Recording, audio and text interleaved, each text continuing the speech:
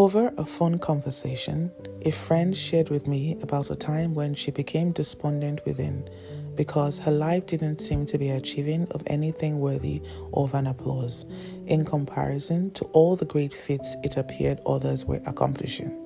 As she paused and took a step back to ruminate over those thoughts through prayer, she found that the issue wasn't necessarily that she was out of place in that moment with what God would have her do, but more that there was no loud cheering or hype on the sideline to prove that any of the things she did was worthy or significant. She was reminded that even the seemingly day-to-day mundane things, done away from peering eyes, loud cheers, or giddy hype, were just as precious and as important.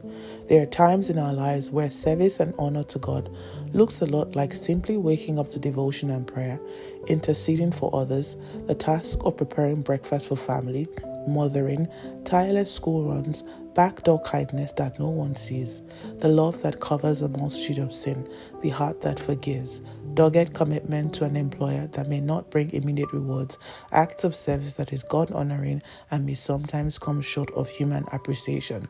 Beloved, all of these matter to God. Whatever you do, work at it with all your heart as working for the Lord, not for human masters, since you know that you will receive an inheritance from the Lord as a reward.